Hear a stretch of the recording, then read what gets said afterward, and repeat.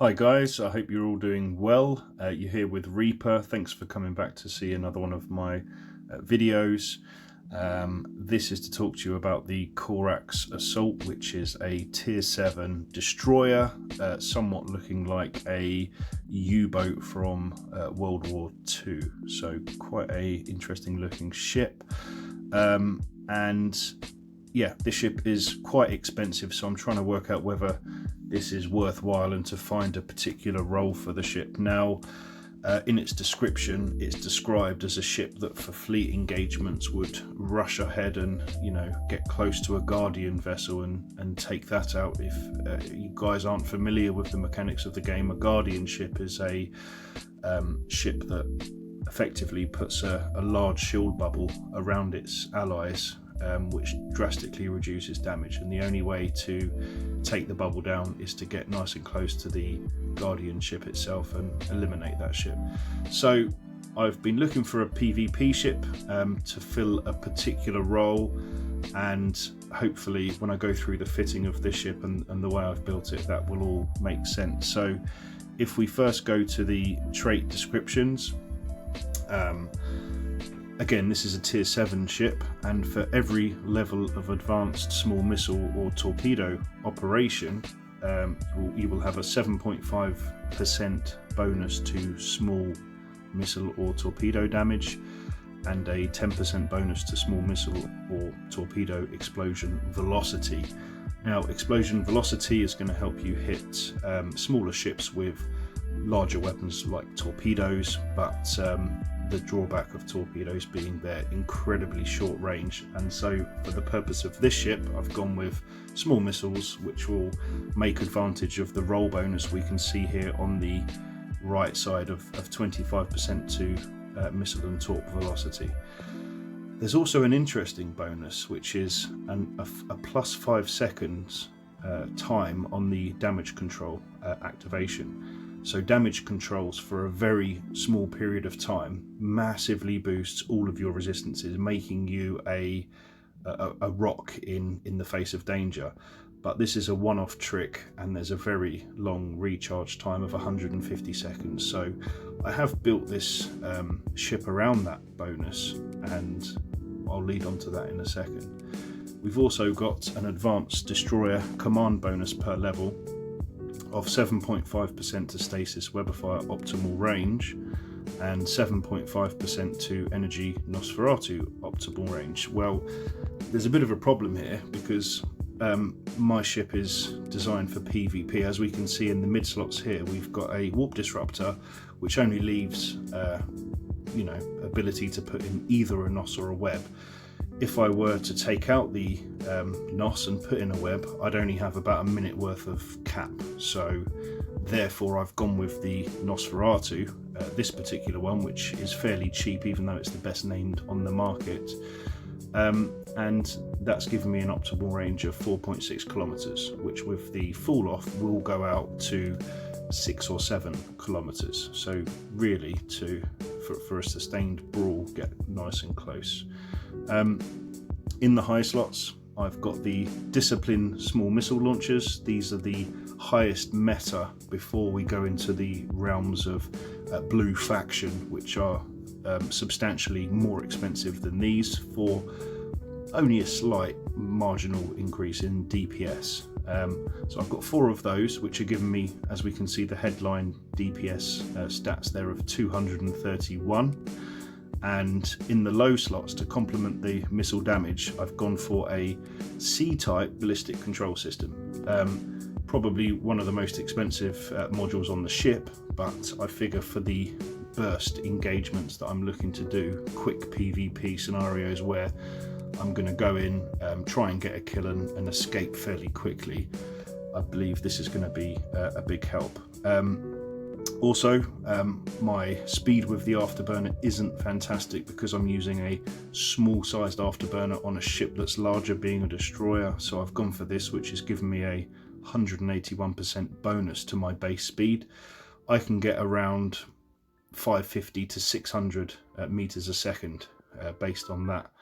And if I look here, we've got the all-round damage control. Again, this is a meta level 8, so I haven't seen a blue faction version of a damage control yet, and if they have been on the market, they must have sold. But this is an interesting item, which is one of the focuses of the ship, and we have a armor, shield and structure bonus of 8.64%, which when activated increases by 800%. Now normally this would last for 12-13 seconds, but with this ship it's going to last for a full 18 seconds due to the extra 5 seconds.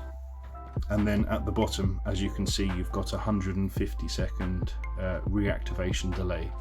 So this is something you're going to use to prolong a fight, and then if all else is failing, you need to really get out. I've also gone for a C-type small shield booster to try and keep me in the fight much longer. If we look at the defense, the ship has a reasonable 7,847 defense with my skills. I'll talk about my skills in a second, but for destroyers they aren't by any means fantastic. The EM resistance is just 9%, the thermal resistance is 27, 45 kinetic, 54 explosive. Here we can see the armor stats, so we've got a buffer of 1,780, with EM being the highest resistance, thermal at 50%, kinetic at 31 and explosive at 18. And for the structure, we've got 1,672 hit points with an even spread of 39% to resistances.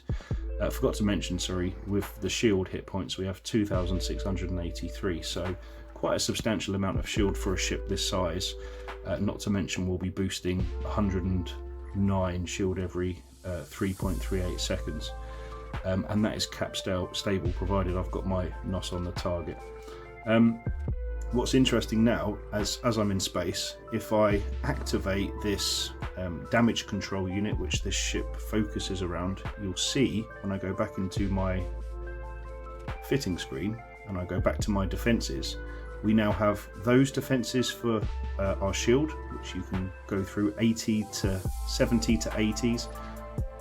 The armour is again 80s and 70s, and the structure is all up into the 80s. So for those 18 seconds, whilst you have this damage control running, nothing really is going to kill you, especially if you're boosting shield. So it gives you time to be able to prolong a PvP fight. So my theory is I would jump into let's say a cosmic anomaly, or find somebody in space, have a fight and a brawl with them, and I'd look to escape. To help me with that, if somebody has a named warp disruptor, they're going to have 2 warp jamming strength. So I have 2 warp core optimizers, meaning in a 1v1 scenario, pretty cheesy, but I am free to warp away if I need to, provided the person doesn't have 2 warp disruptors or a friend with him, which you'd need to assess the situation and be very careful with. But the thought process behind this particular fitting and setup is engage in a fight. If things become difficult, enable the damage control unit and then warp away before you go pop, and the warp stabilizers are going to help in that sense. My other rig here for engineering rigs is the Polycarbon engine housing, so destroyers are quite slow to get to warp. This is going to help us reach the speed that little bit faster, and also increase our afterburner acceleration speeds a bit faster, which should help if there's any gate camps or if there's a need to get back to gate. Also, getting back to gate will be very nice with the damage control, as you should be able to tank a majority of ships whilst you're on that reapproach vector. For my rigs, I've gone with 2 damage bonus rigs, and I've gone with 1 reload time rig, so that's helping to boost the overall damage here. If I activate my damage control module and go back into my fitting, we can see my DPS has gone up to 300, which is now into cruiser territory. I would say the same kind of DPS as a regular Caracal and slightly under a Caracal Navy issue. And using missiles, which are small missiles that can hit anything very effectively out to a distance of 26 kilometers, makes this a very formidable ship indeed. So I will take the ship out into space, show you what we're made of, and then try and get some kills in another video. But yeah, thanks for watching this, guys. I hope this has helped. There's one last thing I'll show you, which is my skills. I get a lot of requests to go over the skills. I often mention they're basic, but if we go into my spaceship command, my frigate command is at 4 and my advanced frigate command is at 3, so that's not particularly high. And if I go into my missile skills, for my small missile and torp operation I've got 4, and advanced I've got 4, and then my small upgrade is at 4 and my advanced upgrade is at 3, and then all of my engineering and capacitor type skills are going to be either at 4s for the basic skill and 3s for the advanced. I'm more invested in cruisers at this stage, but I wanted to give this ship a try, and so I've put some skill points into it. Yeah, thanks guys for watching this video. I hope it's helped, as I've said, and I'm going to try and get some action in this ship in a later video, and I'll put that material out.